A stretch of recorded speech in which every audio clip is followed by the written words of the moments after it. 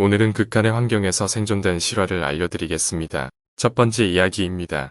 안드레아 케이저는 1999년 6월 19일 남극에서 발생한 화재로부터 빛이 난 인물입니다. 그녀는 남극항에선 메네르바에서 근무하고 있었으며 같은 선박에 탑승한 5명 중 3명이 화재로 인해 사망하였습니다. 그러나 안드레아는 극한 온도에서도 생존하여 4개월간 고립 상태에서 살아남았습니다. 안드레아는 화재 발생 시점에 바로 대처해야 했습니다. 그녀는 선박에 존재하는 비상시설을 이용하여 승객들을 구조하고 자신도 생존을 위해 지하실로 도망쳤습니다. 그 후 생존을 위한 여러 가지 방법을 시도하였습니다. 안드레아는 수도와 식량의 공급을 위해 선박 내부에 녹은 빙산을 이용하였습니다. 또한 선박 내의 가열 시스템을 수정하여 열을 발생시켜 방 안에서 따뜻하게 지낼 수 있도록 하였습니다. 물론 화재가 발생한 이후에는 선박 내부가 냄새와 연기로 가득 차서 생존을 위해서는 매우 힘든 상황이었습니다. 안드레아는 결국 4개월 후에 발견되어 구조될 때까지 계속해서 스스로 생존하기 위한 방법을 찾아나갔습니다. 그녀의 이야기는 모두에게 강한 감동과 용기를 전해주는 이야기입니다. 두 번째 이야기입니다.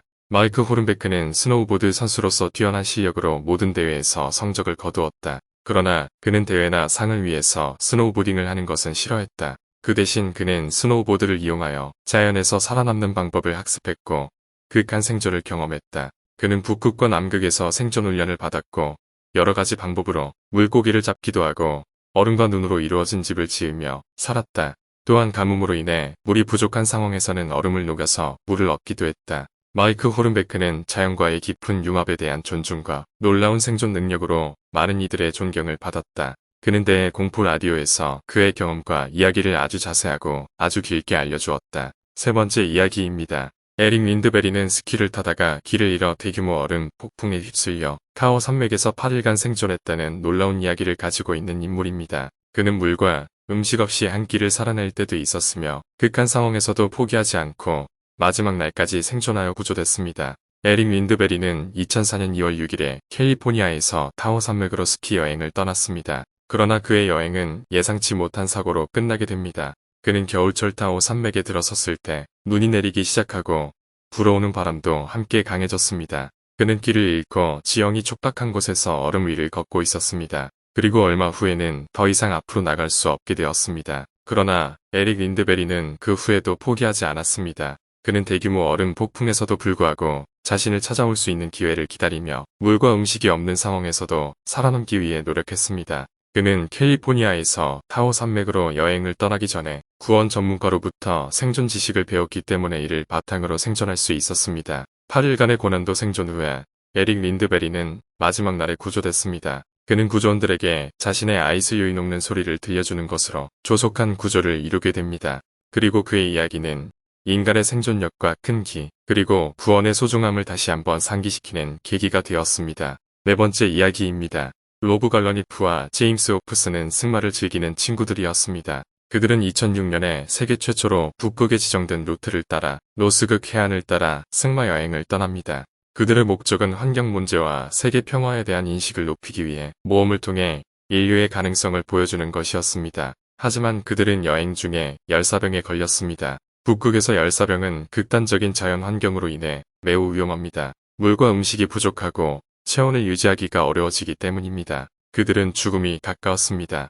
지친 상태에서 폭풍과 찬바람을 이길 수 없게 되었습니다. 그들은 고립된 상황에서 적절한 치료를 받지 못해 체력이 급격히 약화되었습니다. 하지만 우리는 운이 좋았습니다. 로브 갈러니프는 마지막 날에 구조됩니다. 그는 시간이 지날수록 약해지고 더 이상 자신의 몸을 이끌어낼 수 없었습니다. 그럼에도 불구하고 그는 제임스 오프슨과 함께 북극에서 생존하는 데 1년 가까이 성공했습니다. 이들의 모험은 뛰어난 신체적 능력과 극한 상황에서의 절대적인 의지력을 보여주었습니다. 그들은 인류의 가능성과 자연 환경의 보호에 대한 인식을 증가시키는 데 기여했습니다. 다섯 번째 이야기입니다. 로럴 디트리는 남쪽 남극에서 2주간 생존한 경험을 가지고 있습니다. 그녀는 빙산을 이용해서 수 건너기에 성공하였으며 빙산 위에서 버티기 위해 작은 파티오를 만들고 생존했습니다. 그녀는 물고기와 바다 산물을 찾아 먹는 방법을 익혀 굶주림을 피해갔습니다. 또한 생존을 위해 빙산을 이용해서 조작한 물을 마셨고 일정하게 몸을 움직여 체온을 유지했습니다. 로럴 디트리는 생존의 위험과 공포를 경험하며 자신의 체력과 의지력을 시험했습니다. 이러한 경험을 공유하고 다른 사람들에게 생존의 중요성과 방법을 알리기 위해 라디오를 활용하였습니다. 그녀는 생존의 경험과 지식을 다른 이들과 나누며 삶의 소중함을 더욱 깊게 느끼게 되었습니다. 여섯 번째 이야기입니다.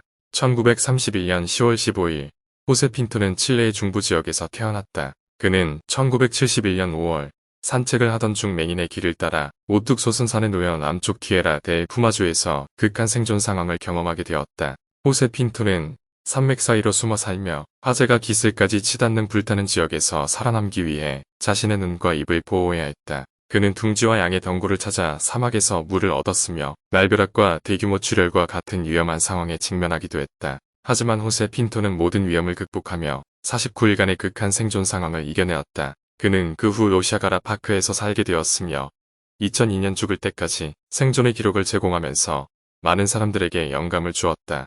이러한 호세 핀토의 경험에 대해 공포 라디오에서도 많은 관심을 받았다. 라디오 방송에서는 그의 이야기를 아주 자세하게 아주 길게 전달하며 많은 사람들이 그의 용기와 생존력을 경험하게 되었다. 일곱 번째 이야기입니다. 데즈 지털치의 생존 이야기는 매우 인상적입니다. 그는 1991년 미군이 이라크를 공격하여 발생한 해방작전 오퍼레이션 데저트 스톰 중에 경사로 참여하였습니다. 그러나 작전이 끝나고 복귀하는 지점에서 그룹에서 떨어져 버렸습니다. 데즈 지털츠는 미군으로부터 가까운 마을까지 이동하는 몇 가지 방법을 시도했습니다. 그러나 이왕 지켜봐야 할 동료들이 마을 이외에 있었으므로 본인도 승리를 기념하는 콘셉트로 축제를 진행하는 마을도 많았지만 마땅한 희생 없이는 축제를 할 수 없었다.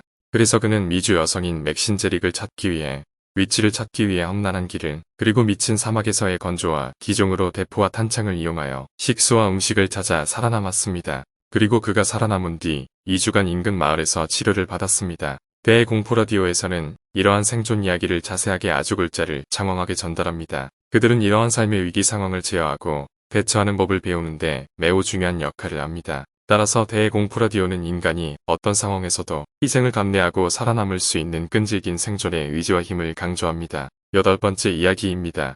벤 오스맨이 30일간 중국 청하이의 마른 사막에서 살아남은 이야기는 정말 놀라운 이야기입니다. 바깥은 무더운 태양과 마른 바람, 밤엔 심한 추위와 눈보라가 기나긴 30일간 계속되는 가운데 그는 구덩이 안에서 살아남았습니다. 벤 오스맨은 구덩이를 파서 그 안에서 자면서 추위로부터 보호했는데 그가 구덩이 안에서 내부 온도는 37도 정도였다고 합니다. 그렇지만 바깥 온도는 마이너스 40도 정도까지 내려갈 정도였기 때문에 그냥 구덩이 안에서 쉬어있는 것도 매우 힘들었습니다. 하지만 벤 오스맨은 생존기를 빌리고 생존 경험을 살리며 한숨도 잠시 내뱉지 않고 30일간 체내 수분을 유지하며 살아남은 것입니다.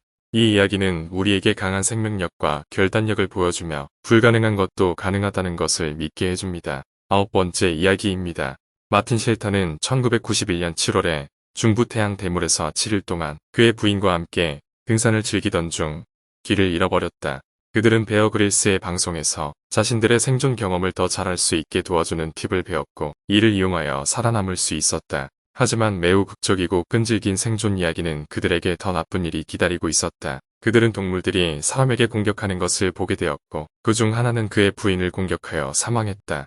마틴 쉘터는 그 훗날의 1마일 거리에 있는 전사자유주의 레스토랑까지 8마일을 걸어가 그곳에서 구조대원들을 만나 살아남았다. 이 생존 이야기는 맨 vs 월드와 같은 생존 프로그램에서 영감을 받아 만들어졌다. 실제로 베어 그릴스는 이 이야기를 추천하며 이 프로그램에서 그의 경험을 이용하여 새로운 팁들을 제공해 주었다. 이 이야기는 생존에 대한 가르침과 함께 우리에게 엄청난 용기와 인내의 미덕을 보여주었다. 마지막 이야기입니다.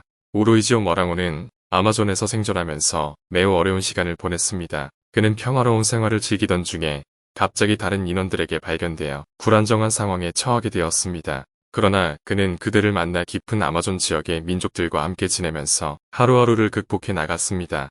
우로이지오 머랑온의 이야기는 공포 라디오에서 아주 자세하게 아주 길게 전달되고 있습니다. 그는 더 이상 망고우루 주민이 아니라고 말하고 있지만 그의 이야기는 여전히 사람들에게 큰 관심을 받고 있습니다. 아마존에서 생존하는 것은 매우 어렵고 위험한 일이지만 그의 이야기는 많은 사람들에게 용기를 줄 수 있습니다.